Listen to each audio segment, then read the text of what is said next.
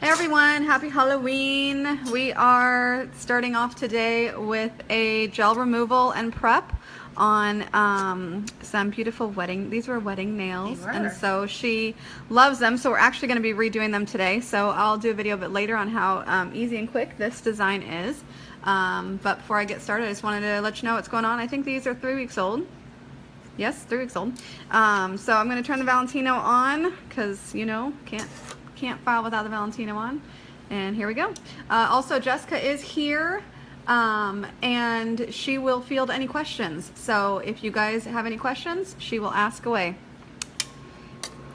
All right. With the oval, I'm doing the removal the same way. I'm just working from the cuticle down towards the tip. Or the almond nails, I guess these would be more considered almond than oval, but then I'm just working along the shape of it. Again, I'm going to push up around the cuticle just to remove anything that way so you're not creating any rings of fire. You don't have to worry about touching their natural nails.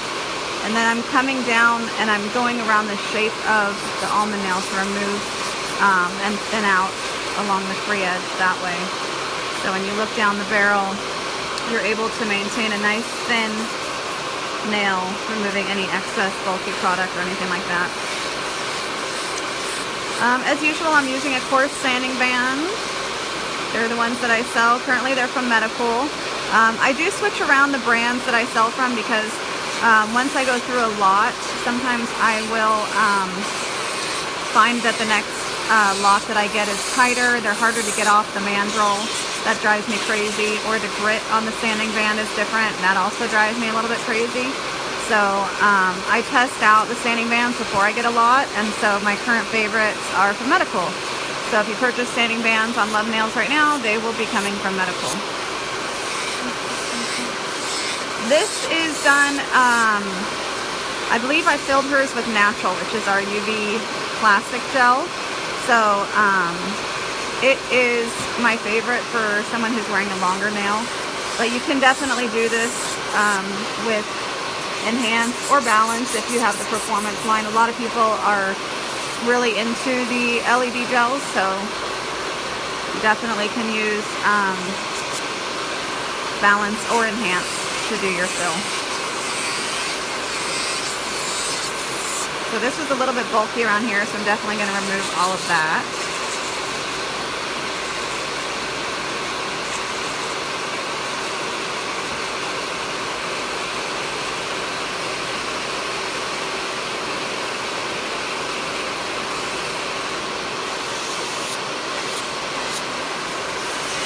Oh, really? Sarah Rice is watching, one of my lovely clients. My clients are actually getting a kick out of these videos. Some of them have come in and said that they've watched it and they've learned stuff about getting their own nails done that they didn't know. So that's kind of fun. So again, I'm looking down the barrel just to thin out the whole nail and make sure that the shape is how I want it. When you have an almond shaped nail, you want it to look like an almond on top and around the end. So it's not just doing the end of the nail. This one's actually quite a bit oval, so we're going to be bringing that in. That's oval because I actually had to file it. I had it in my mouth. Oh, she had it in her mouth. Did you hear that? We have a confession of a client. Yes. Good job. Yes. Yes. Not blaming me. Not you. You know, that always happens. Clients, oh my God, my nail just flew off and magically when I was sleeping. It's amazing how many of those we get. No, I'll own that one. Yeah, so it was a little bit more rounded, so I'm going to re-almond that. And that also means I'm going to check the length on all of these and make sure that they're even. That one's going to shorten up the whole set as a whole. So she likes them longer, but we're gonna be evening those up. I'm not gonna do a lot of shaping with my e-file, especially when it comes to this shape, because it's not perfect enough. I want to use my hand file for that for sure. Hey Donette, how you doing?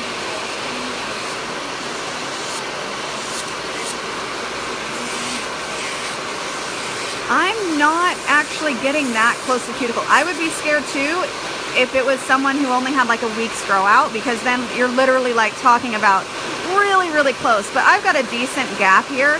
And when I'm doing it, if you look from the side, I'm not going, I'm still leaving a pretty decent gap around the side. And you know, the coarseness is all through here. You're not really going to have a difference of this end of it. It's going to be the same no matter what kind of bit really you're using. Even if you've got a carbide, that end point, that's what causes the damage, is right here. And so if you're using your bit properly, you can't really get the damage going around the cuticle, because I'm not going on the cuticle like a lot of people do this around the cuticle a lot, and I won't do that because I don't want to have any damage. I don't want any rings of fire, nothing like that. So I'm floating right here. You can see the shine of the nail right here. You guys see that? That means that's where I'm stopping, because when I do my technique, when I go this way with it, that's where I get that area. But right now I'm keeping that distance. So I'm not gonna do that with my sanding band. I'm gonna keep the distance there and do that when I'm kind of lightly feathering around that cuticle area.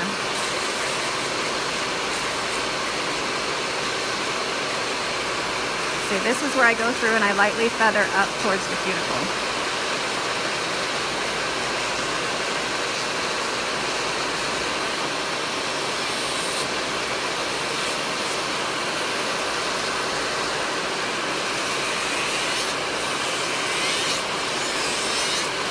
So if I was doing square, I go all the way down, but with almond, I'm going to turn it and look down the barrel and kind of taper this in. Let's see if I can get a little bit different of a view. Messing everything up. I'm going to be tapering just a little bit as I come down, looking down the barrel to thin this out and working all the way around. And that's going to keep that shape for me, because I want it to be an almond. If you look at an almond isn't totally flat. It's going to have a shape, and so you want to make sure that you're maintaining that shape. You don't want a completely flat nail.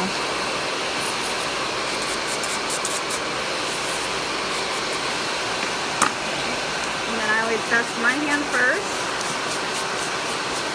and then I dust client's hand. Get all that dust down in that Valentino. This one's hard because it's not colored. You can't see how much of the dust is actually falling, but it's a lot of dust. All right, we're gonna go ahead with hand 2. I found out, talking to someone, and found out that I could go up to 90 minutes on a live video. So I'm gonna go ahead and continue this video throughout prep, just because I know that there's a couple that have requested to see the full prep process.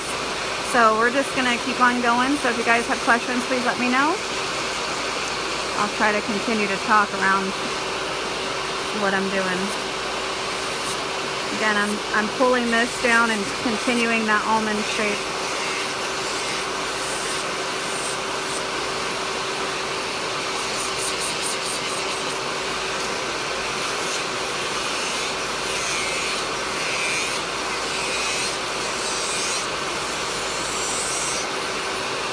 Again, I didn't touch anything up there yet.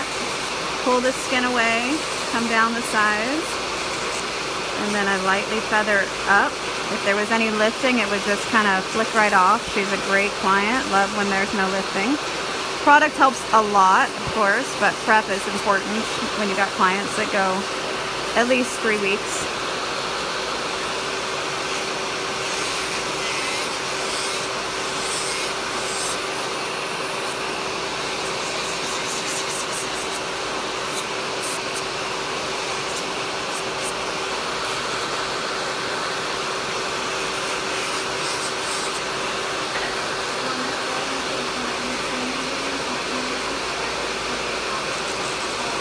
Oh, absolutely. You need a new mandrel. So it is very easy to bend your mandrels. I always have in my drawer next to me an extra, always. So if I'm ordering new products, I always make sure I have an extra mandrel. It is so easy for these to get bent. I mean, you can just bend one by taking your sanding band off. So if I go to start a new removal like this on a client and I start vibrating, I will take the mandrel out, throw it away, and get a new one. They're really inexpensive. I think I have them for like $2 or something like that. Really inexpensive. But night and day difference when it comes to filing your client's nails, because if you have a mandrel that's bent, that bumpiness is because every time it spins around, it's hitting the nail. And so it's like a massage you don't want. So you have to have a mandrel that's not bent. And like I said, you can do it by just when you're pulling your sanding band off. If you tweak your hand a little bit, you could bend it just slightly, and that's all it's going to take. So get a new mandrel, and it's like night and day, because it should be like butter, where you're not really feeling a lot of vibration at all. Obviously, the e-file you have really makes a big difference. So as long as you have a really good handpiece, the weight makes a lot of difference on the handpiece, and also how it's balanced. If I was using a new mandrel consistently and I noticed that I'm still getting a lot of vibration, it probably is time to send in the e-file to get a little repair. So it's good to have a backup. Now that I've got tons and tons of clients, and you know, you're working full-time 40 hours a week, you don't want to have to go back to hand filing. I can. Before I had a backup, I would send my e-file in for repair, and I'd spend 3 weeks hand filing everybody, and I could do it just as fast, but I'm a lot more tired, and my carpal tunnel flares up more and things like that. So it's definitely worth it to invest in a good backup, not one that you're going to be miserable using. So what I do now, now that I have an extra, is I have one in my pedicure area, because I do all gel toes. I don't do any regular polish in the salon. So I have one at my pedicure area, and if I need to send in my main one that I'm using on every client's hands, then I use my pedicure one, and I just unplug it and go back and forth while my main hand piece is in repair. So then you've got a good one no matter what, because it's important. I mean, it's your livelihood. You want to make sure that you can continue to do this job, and if you're always hand filing, you're going to really put out your shoulder. We have other nail tech friends who have really knocked their shoulder out. My lovely friend Christine Kerner, she hand filed forever, and she has a super cute shop in Canada now, but she couldn't do nails anymore because of her shoulder. So it's really important to make sure that you are doing what you can if you plan to have a long career doing this. So I am currently using a KUPA. However, this beautiful, wonderful handpiece is no longer available. It's my favorite. I have a couple of them. I even was able to get my dear friend Vicki Peters' old handpiece. She's the one that turned me on to these, so I have hers as well. It's the KP36, which they don't make anymore. But if we get a lot of people that say, please make this for me again, maybe they will. It is my favorite.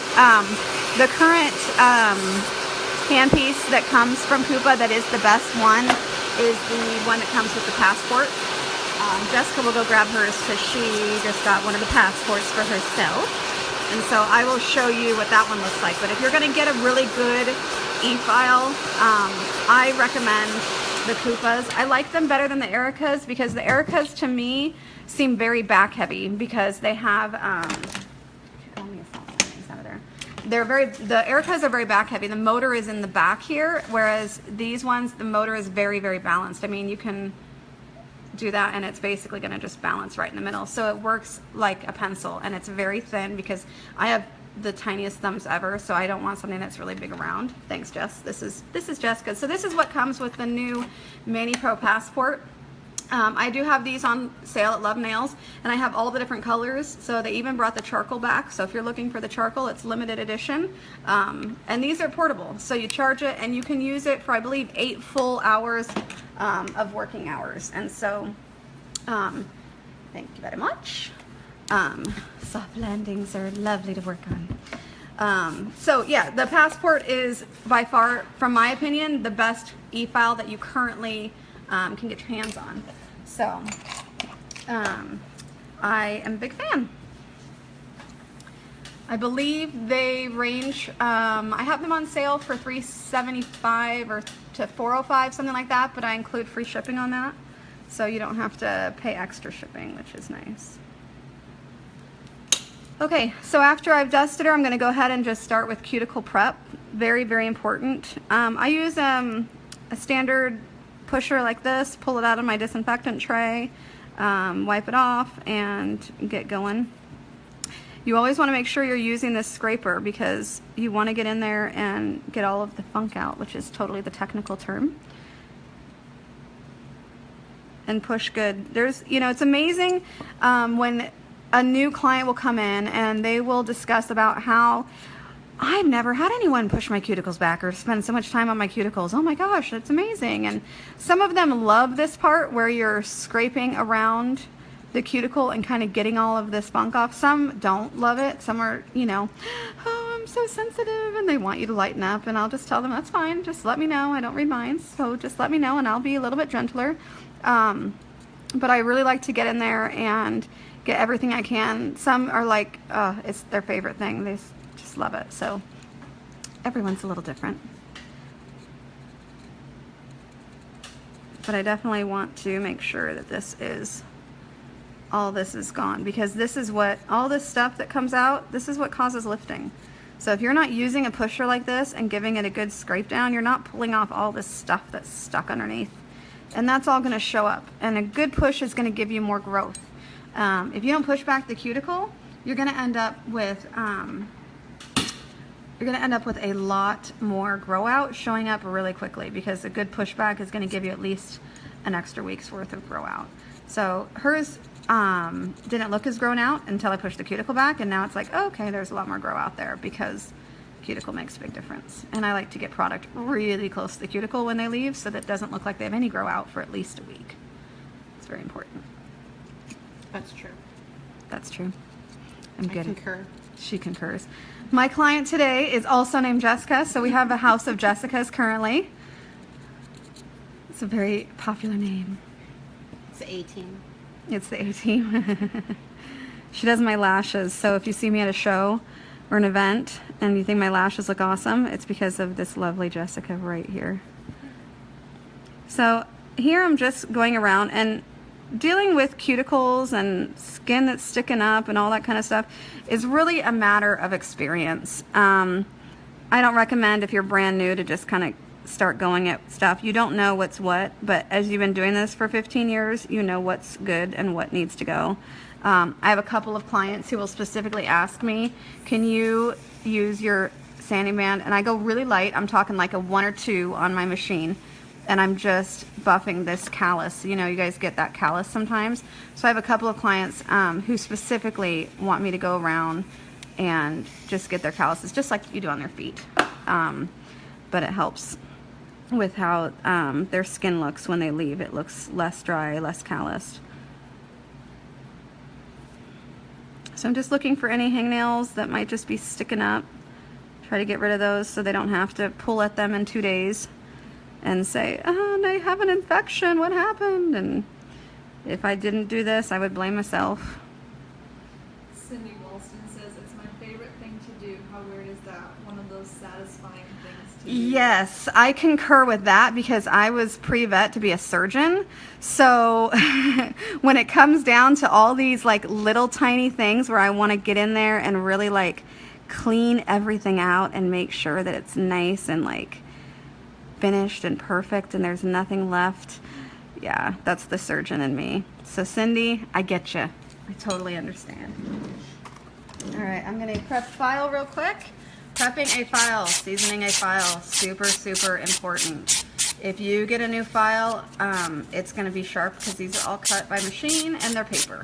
And if you don't do this really good, you will get paper cuts. And so I'm really pulling as I'm doing this, pulling and sliding down, and I do both sides, both sides. I see this sometimes, people be like, oh, I'm gonna lightly season my file. That ain't gonna do it. You need to really pull off that grit off the sides of the file.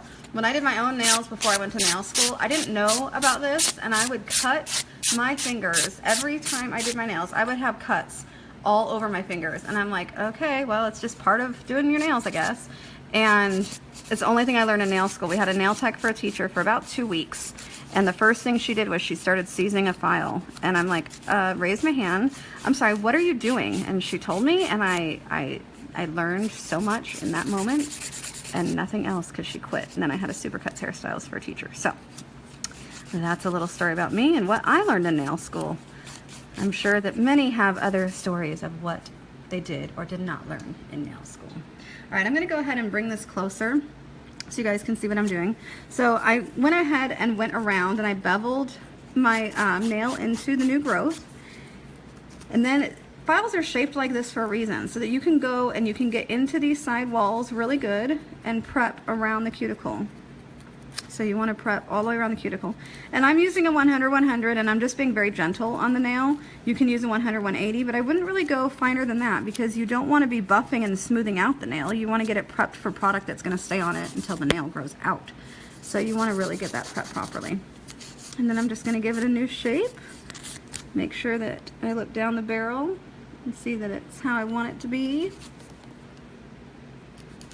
And this is the only filing I'm going to do on this nail until the very end when I just go around the perimeter after I've applied color. So remember, I don't do a lot of finish filing. This is it. So I want to make sure that it's a smooth surface for my product to be laid down on so that it's ready to go. So after I do the perimeter, I'm going to go sidewalls and we're beveling this down. After I have it beveled, then I'm going to use the end of my file. And from one side all the way to the other. And this is going to give you the proper prep around the cuticle so that your product is going to be able to stay for a month. It's very important. If you skip this step, your product isn't going to last you a month. And if your product doesn't last a month, you can't charge what your clients are going to pay to have a product that lasts for a month. So if you want to make more per hour, you need to be able to offer a service that people are not going to be able to get anywhere. And proper prep is essential for that. All right, does anyone have any other questions? So after I finish this, then I'm going to clean and then go ahead with gel application. So I'm going to stop the video with this one because this is just for prep. So I wanted to... Lisa wants to know, do you have some file everything? Do you hand file some? This is the hand filing I'm doing. This is it. So unless I'm doing a full set, when I do a full set, I do completely finish file the whole nail because I've sculptured it out and all of that kind of thing. But if it's an overlay, like a 30-day manicure or a fill / 30-day manicure that I'm doing on her, I don't finish file. So this is all of the hand filing that I'm doing. Cindy Walston, what's glitter play? I bought it at camp, so it's not glitter, but it's clear. Yes, it is so that you can make your very own glitter gels. So you can use it one pot for one color, or you can divvy it up into those smaller pots. So everybody got those little tiny gel play pots from Accents. And so if you already have a black and a white gel play, just scoop it out and add it to your current black and white gel play. And now you have tiny little jars that you can use. And so you use that to create your own mixture of glitter gels. So it's the same consistency of the gel play glitters that we already put out. But, you know, Lauren has amazing glitters at Wildflowers, and it's so much easier to do an ombre or something like that if it's already mixed in the gel. I think it's a lot faster than doing it with loose glitter. You don't have to worry about the glitter getting all over the place. So you can use your gel, your Glitter Me, and take one of those little pots that you got from the retreat and put a dab in there, add your own glitter, and create your own glitter gel play. Any other questions? So typically I do all the cuticles on both hands and then the file prep on both hands, but I didn't want you to have to sit through both hands, so that's why I went ahead with just doing this hand start finish. I do occasionally, if someone's on their phone or whatever, I will go ahead and just do one hand with the prep work start to finish before switching it.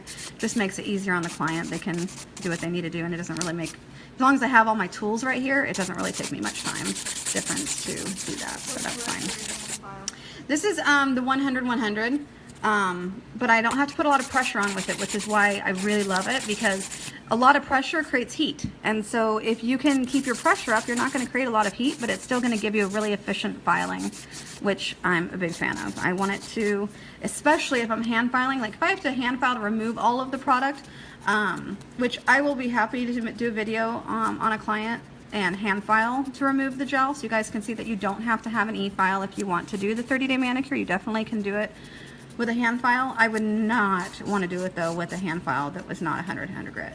And this is a good 100 grit. There are some 100 grits out there that feel like a 240. So not all 100 grits are created equal when you check with different companies. So this one is a nice coarse 100 grit file.